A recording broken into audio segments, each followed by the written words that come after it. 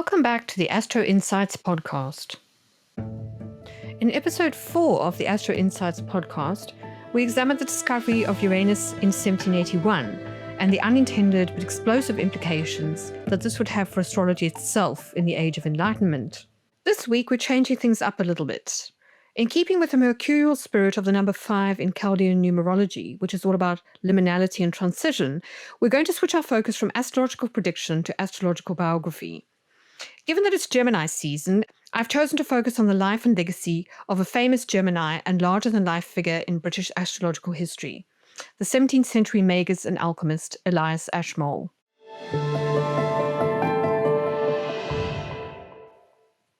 As I'm recording this podcast, it's the Gemini new moon, which features a stellium of planets, including the luminaries Mercury and Jupiter in Gemini. And in the spirit of this liminal twofold energy, I've decided to spend the next 2 podcast episodes concentrating on the life and work of 2 very different but equally influential British 17th century astrologers, who also happen to be friends, William Lilly and Elias Ashmole. Lilly and Ashmole lived during an age of enormous cultural and political shifts.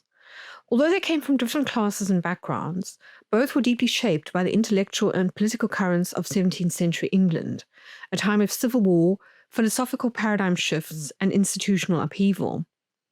Their interests in astrology, alchemy, and antiquarianism reflected the era's fascination with esoteric knowledge, which was intertwined at this time with both scientific inquiry and political maneuvering. Lilly, a renowned astrologer, gained prominence during the English Civil War by making astrological predictions that were often interpreted as political commentary. His work was part of a broader trend in which astrology was used to influence public opinion and decision-making, a phenomenon facilitated by the advent of the printing press and the abolition of strict censorship laws, which allowed for more lively public discussion and debate around the issues of the day. Ashmole, on the other hand, was a royalist and freemason who spent his later years immersing himself in the study of alchemy and antiquities. His collection of books, manuscripts, and artifacts, which he bequeathed to Oxford University upon his death in 1692, laid the foundation for the Ashmolean Museum of Art and Archaeology, Britain's first public museum. Both men navigated a world where mysticism and emerging scientific thought coexisted, and where astrology was still considered a legitimate tool for understanding the mysteries of the universe, and not as yet completely divorced from astronomy. However, this was a transitional time when the boundaries between science, magic, and history were fluid and evolving, but also where knowledge and research methods were becoming more systematized, and pursuits such as librarianship and the collecting and cataloging of historical artifacts was becoming a scholarly endeavor. In this episode, I'm going to concentrate on Elias Ashmole, both the real man and the mythology. In keeping with the themes of mercurial duality and Gemini's rulership over both communication and propaganda, we will come to see that Ashmole was a quick study and erudite man of letters, but also a bit of a trickster and an opportunist. Despite his impressive legacy and the somewhat romantic picture of him created posthumously by various biographers and historians, Elias Ashmole was not born a gentleman, nor was he always the respected man of letters that he later became. In reality, Ashmole was a self-made man from relatively humble beginnings who employed a mixture of Gemini and wit, a good education, and consummate social networking skills to get ahead. Before we get into the details of his life and career, some context. Ashmole's story takes place during 3 seminal chapters in English history. The first is that of the English Civil War, which lasted between 1642 and 1651. During this period, a newly widowed Ashmole, fresh from law school, attempted to make his way in the world amid tumultuous times by moving to Oxford and joining the Cavalier Army as a career officer. Much like COVID, the war not only upended the authority of many long-established institutions, including the authority of the Crown and that of the Church, but also disrupted many aspects of daily life. The second is what became known as the interregnum period, or the Cromwell years, which began from the beheading of Charles I in 1649 and lasted until Oliver Cromwell's death in 1658. During this period, Ashmole became a Freemason, moved to London, and managed to ingratiate himself with the new powers that ruled English society, thanks to his ability to network, along with the help of influential friends like William Oughtred and William Lilly. The third is the Restoration period, which lasted from approximately 1660 until 1688. This is when the church and monarchy were restored to power and England began trying to rebuild its battered institutions. During this time, Ashmole played a role in helping to found organizations such as the Royal Society. He also acted as a patron to several astrologers who by this time were struggling to earn a living under strict new censorship laws and a climate of increasing skepticism as scientific reasoning began to take prominence. With the history basics out of the way, let's get into Ashmole's story in more detail. Elias Ashmole was born on the 23rd of May, 1617 in Lichfield, Staffordshire, the only son of the local saddler. His natal horoscope shows that he was born with the Sun and Mercury in the sign of the Twins, with Gemini rising, making him a triple Gemini. In the Tarot, the planet Mercury, which rules Gemini, is also associated with the major arcana card of the Magician. And according to several of his biographers, the Magus figure is central to the way that Ashmole viewed himself. According to Tobias Churton, author of the Magus of Freemasonry, Ashmole modelled himself after the Renaissance man, the well-rounded and brilliant polymath that came to be embodied in the figure of the Magus, an influential, charismatic, if liminal figure who dwelled at the centre of Renaissance intellectual, spiritual, and scientific life. Given all of this, it doesn't require an enormous leap of the imagination to see why Ashmole became an ardent admirer of John Dee, the famous magician, author, and scholar who became a trusted advisor to Elizabeth I, and according to legend, the first spy to use 007 as his code name. Indeed, during his later, more financially solvent years, Ashmole was a voracious collector of Dee's manuscripts, including the Monas Hieroglyphica, as well as a rarer work discovered posthumously in a hidden compartment of a wooden chest, detailing Dee's controversial conversations with angels. Recognizing its value to the wider esoteric community, Ashmole ensured its preservation for posterity by publishing it under the title A True and Faithful Relation of What Passed for Many Years Between Dr. John Dee and Some Spirits, thereby bringing Dee's esoteric work to a wider audience. Much like the Renaissance intellectual and astrologer Massimo Ficino, the quintessential Magus activated within himself and expanded humanity, allowing him to operate between the powers of earth and the active symbols of heaven. Tobias Churton believes that Ashmole took all this quite seriously. In true Hermetic style, he published a collection of English alchemical manuscripts under a pseudonym, but still managed to include several coded clues as to his astral identity on the frontispiece, including references to his natal horoscope. Not really one for modesty, Ashmole's biographer C.H. Yoston relates how the coded graphic of this rather grandly titled Theatrum Chemicum Britannicum appears to proclaim that as heavenly Mercury is among the gods, metals, and planets, such as Elias Ashmole, alias Mercuriophilus Anglicus, on Earth. Ashmole also used the astrological glyph for Mercury as a code name for himself in his diaries, a habit he seems to have acquired while serving as an officer in the Royalist army during the English Civil War. It was also during this period that some claim he became involved, like his hero Dee, in intelligence work. So we can see why cryptography might have appealed to him.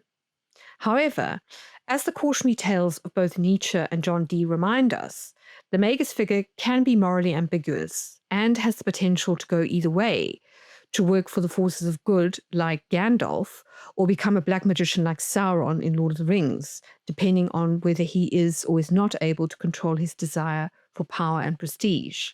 Or, as Tobias Churton puts it, two contrasting classic literary examples of the image and of its power lie in Shakespeare's Prospero and Marlowe's Dr. Faustus. However, in spite of all the dangers wrapped up in this figure, the image of the Magus still held enormous appeal to both the great and the good during Ashmole's lifetime, probably because by that stage, the purist humanitarian and utopian ideals of the Renaissance, which had helped to fuel both the Protestant Reformation and English Civil War, had somewhat been corrupted by the desire for profane knowledge, prestige, and worldly success. But Tobias Churton argues that it was precisely this paradoxical complexity and liminality, the mercurial ability to walk between the worlds of spirit and matter, that made Magus figures like Ashmole both so interesting and ultimately so successful. Now that we have established the overriding myths of Elias Ashmole, let's look at the reality. In a lecture entitled Elias Ashmole, Masonic Hero or Scheming Chancer, the author, historian, and expert on Freemasonry, Dr. Robert Lomas, decided to examine the historical evidence on Ashmole a little more closely, and found him decidedly wanting. In keeping with the moral ambiguity of the Magus figure, the warts and all details of Ashmole's rise to wealth and prominence are a lot less glamorous or noble than the Renaissance men like Basilio Ficino, which some of his biographers might want others to believe.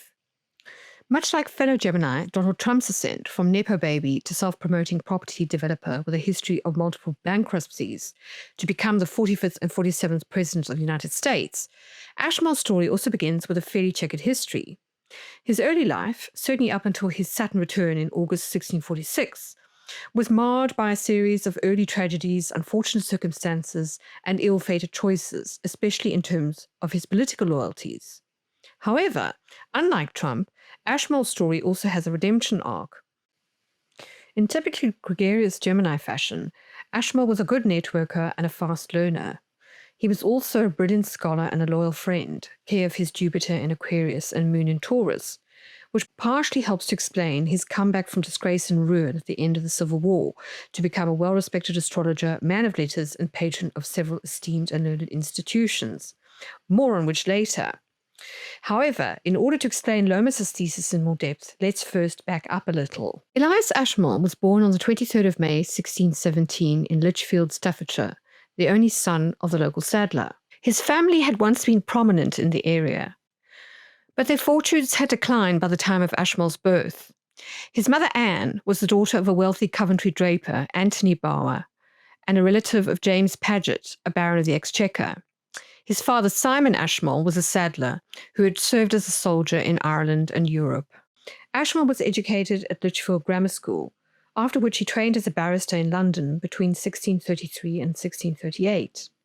Upon graduating, he married a respectable widow 14 years his senior, who sadly died in childbirth in 1641.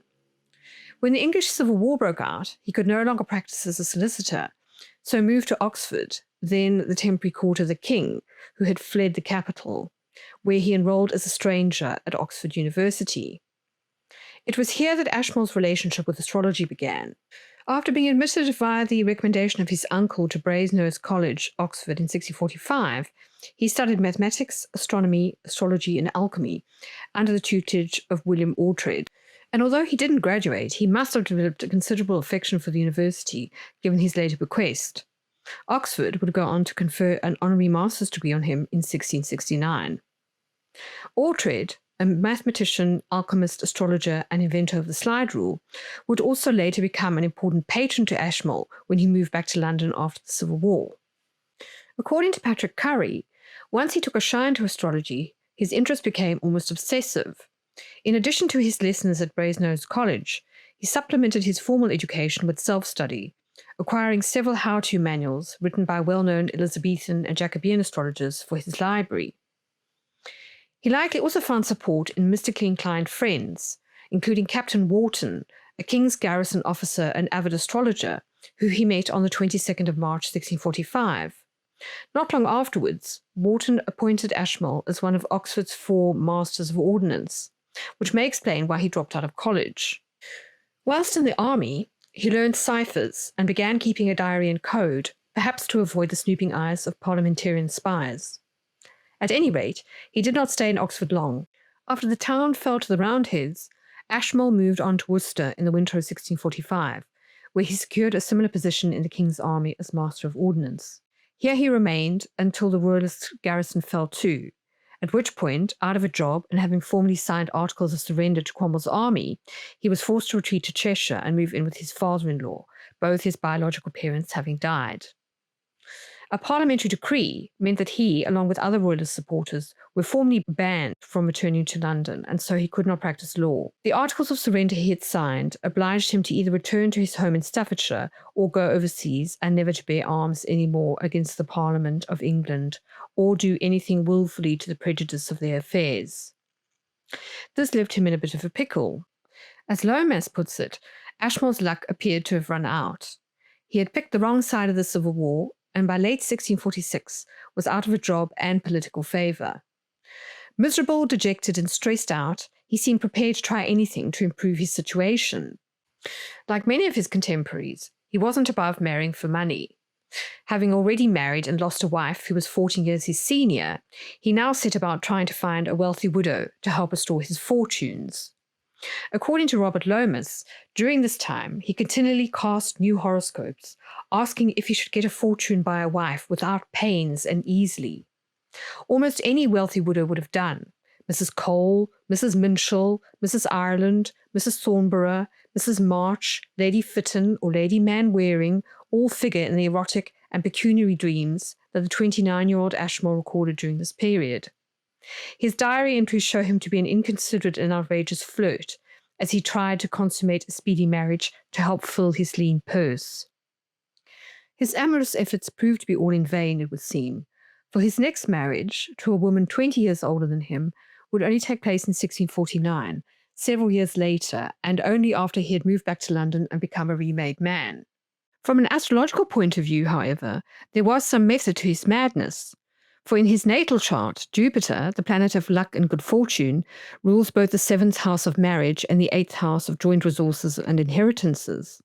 So it could well be that these efforts arose from a misplaced notion that he was simply enacting his fate, which was to rise to a position of fortune and prominence, Jupiter on the midheaven, via a good marriage.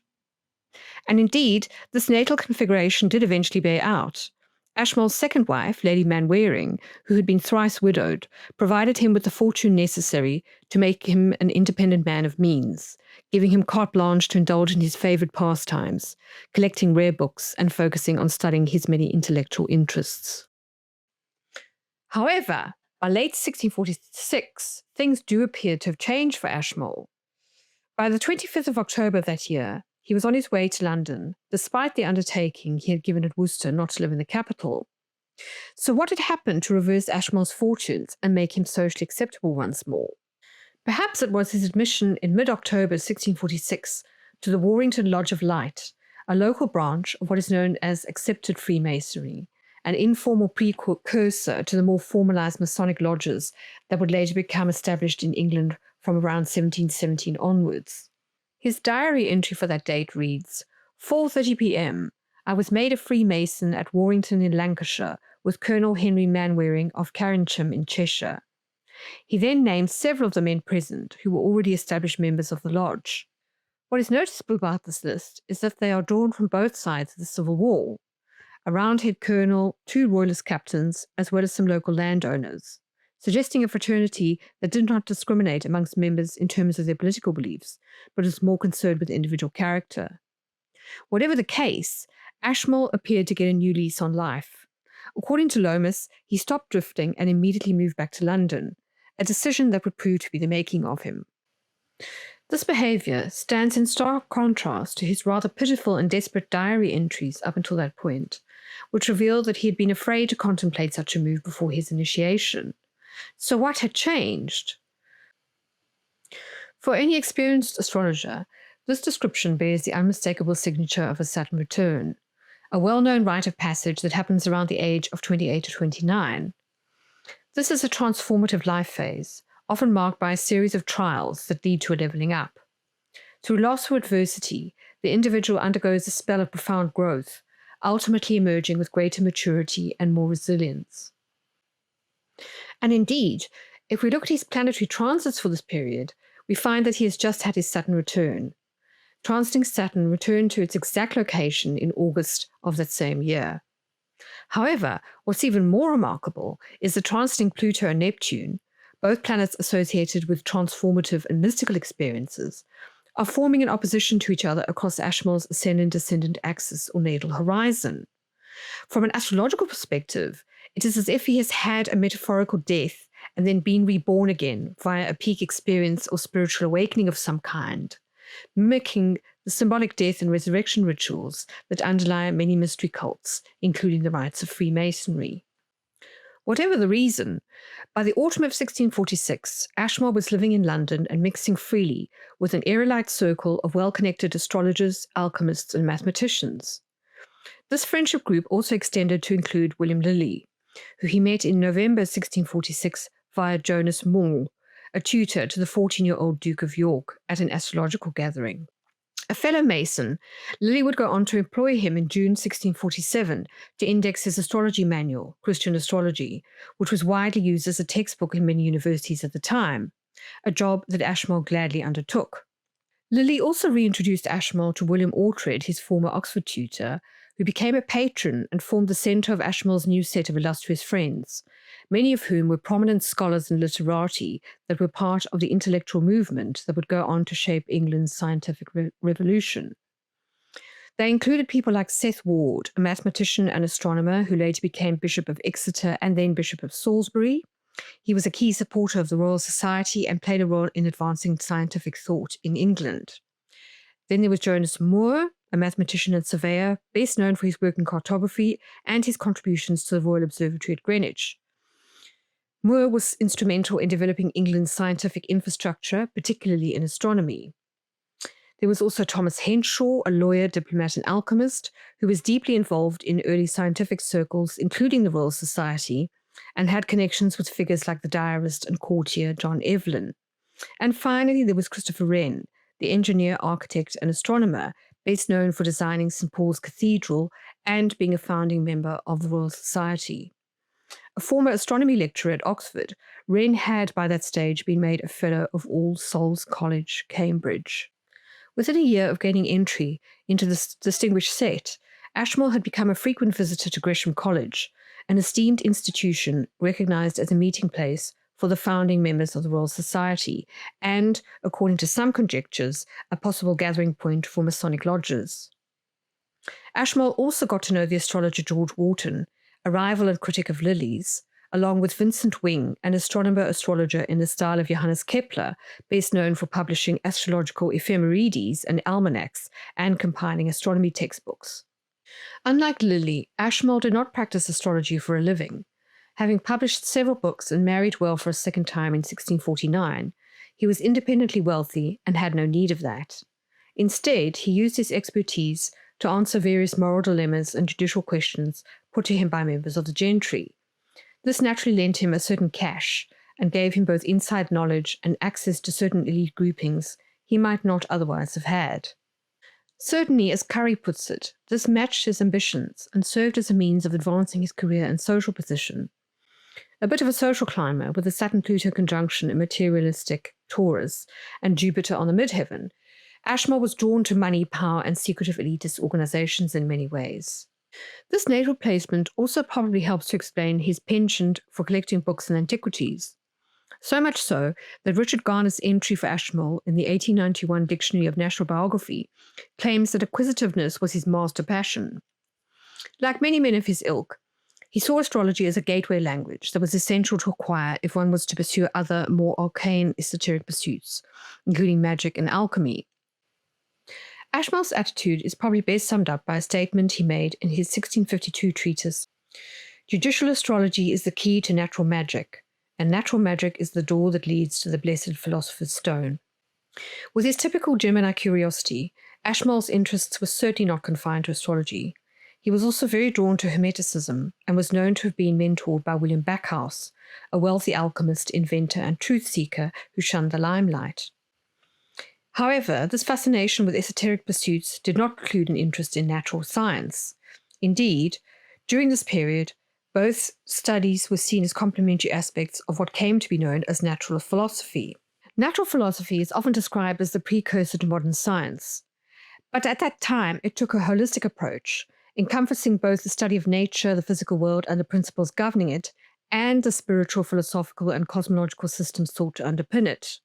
However, in 17th century England, natural philosophy had come to place more emphasis on direct experience, practical experimentation, and reason, thereby challenging the traditional medieval reliance on ancient texts and religious doctrine. This shift in thinking fueled the scientific revolution, leading to groundbreaking discoveries in astronomy, physics, chemistry, and biology. However, Patrick Curry argues that the concept of natural philosophy, rooted in Baconian notions like empirical observation, practical methods, and rational inquiry, had a complex influence on astrologers and intellectuals of the time. While astrology had, by that stage, begun to be dismissed by emerging scientific thinkers, something we discussed in episode 4 of this podcast series, it still remained firmly intertwined with astronomy, providing a framework for wider philosophical debates on how the universe worked, but also God's role in it. Certainly, for people like Ashmole and Lilly, astrology was not merely a superstitious practice, but rather a cosmological system that helped to provide a fuller picture of the universe and the relationship between macrocosm and microcosm. However, Ashmole certainly did not confine his studies merely to the heavenly, but was also interested in its earthly equivalents. By 1648, he had extended his studies in astrology to include anatomy, botany, and alchemy, seen by some scholars of the day as an early form of chemistry, and which had become something of a fixation for some of Ashmole's peers, including Sir Isaac Newton. Given the way things were moving, some astrologers sought to align their work with natural philosophy, emphasizing celestial influences in ways that resonated with contemporary scientific discussions in order to maintain their credibility. In essence, although things would eventually shift to a more hardened and materialistic, even mechanistic position later on, at this stage, most prominent academics and intellectuals believe that the human and natural worlds form part of a vast living network and that the material and spiritual worlds were deeply interconnected. The Royal Society, founded in 1660, was a direct product of this intellectual movement. It provided a formal space for scientists, philosophers, and thinkers to exchange ideas, conduct experiments, and publish their findings.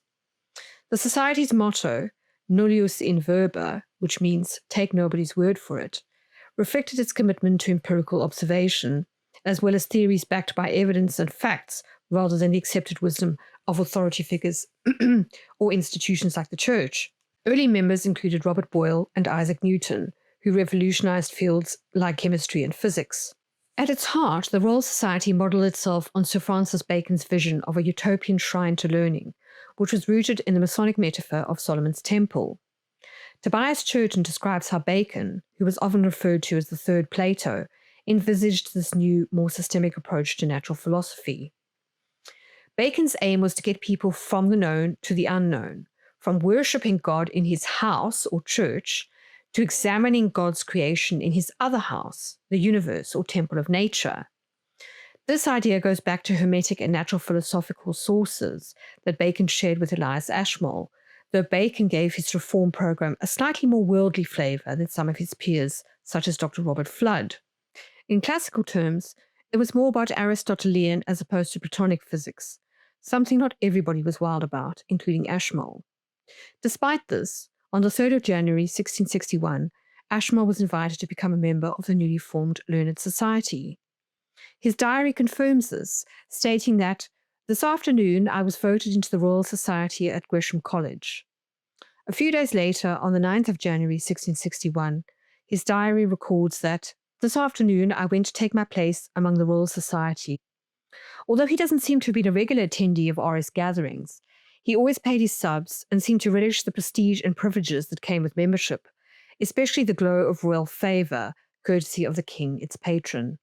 According to Patrick Curry, Ashmole was probably more enamored with alchemy and Freemasonry than science or physics, and appeared to enjoy being part of a clique of men who combined strong support for the monarchy with mystical worldviews, all of which fits quite well with his natal Jupiter conjunct the midheaven in the 10th house. Consequently, he was especially taken with the notion of a natural hierarchy and one's place in it, a concept firmly embedded in both the English class system and the medieval worldview via the great chain of being. Combined with a certain stellar fatalism, or in Christian terms, the notion of God's will, this reinforced the idea of mortals being assigned a specific place in the pecking order at birth, or in classical terms, the notion of being dealt a certain lot in life that one should make the most of, beliefs that would not be out of place in the theocracies of the ancient Near East, or indeed medieval Europe. This inclination towards elitism, along with a proclivity towards membership of exclusive clubs and secret societies, may also have fostered a certain degree of snobbery, a trait that may be suggested in his horoscope by a square between Mars in discerning Virgo and his natal Sun-Mercury conjunction in Gemini. Certainly, he had no qualms about warning readers of his publications not to trust every astrologer, for the art is a sacred alchemy and profound science and should not be shared with the uninitiated. This was not an altogether uncommon view, however. It was one that was shared by Hellenistic astrologers and initiates of the Hermetic mystery schools that proliferated at the time, including the author of the Asclepius, who warned that the mysteries are demeaned when revealed and lose their power when profaned. Ashmole's attitude towards fate, however, stood in stark contrast to that of his friend William Lilly, who saw astrology as an expression of God's plan, but, like any good Christian, did not rule out the option of free will. As a result, Lilly adopted the maxim of non cogunt, a Latin phrase which meant the stars do not compel. We will explore the notions of high versus low astrology in a future episode of this podcast series, when we look at the life and astrological career of William Lilly and talk to an academic who has studied both Ashmole and Lilly fairly closely, Dr. Patrick Curry. For now, we will have to leave our study of Ashmole here.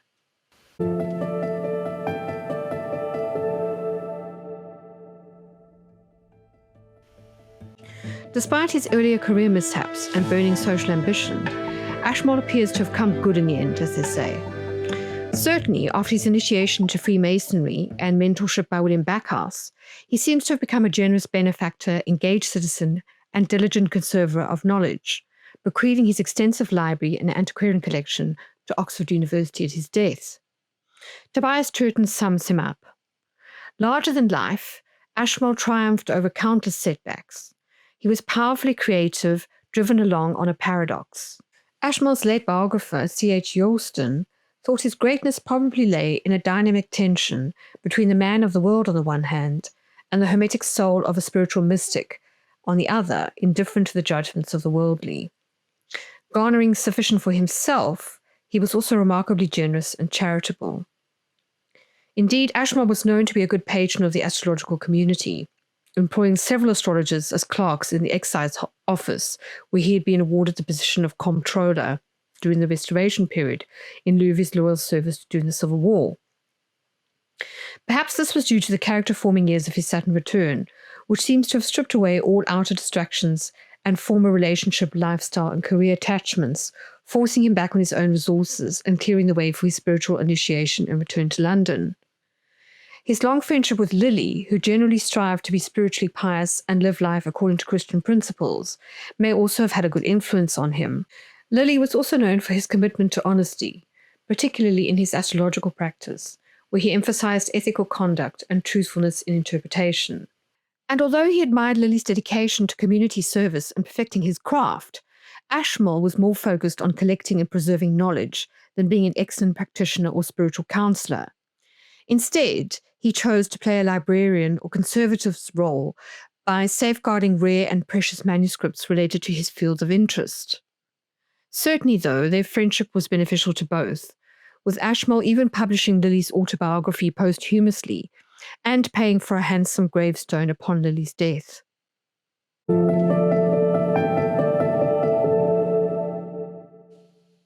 Ultimately, then, Elias Ashmole seems to have overcome the many trials and tribulations of his early life and career, and go on to become a giant of English 17th century intellectual life. And whether he is considered a shining example of the positive influence of Masonic teachings rooted in brotherly love, Christian charity, and the Hermetic search for hidden truths, or a social climbing chancer, it is fair to say that Elias Ashmole left behind an important legacy for posterity in the form of the Ashmolean collection. Love him or hate him, he will forever be remembered as the greatest virtuoso and curioso that ever was known or read of in England before his time. How very Geminian. That's it for this episode. Next time, we move on to examine the life of England's prophetical Merlin, the astrologer William Lilly.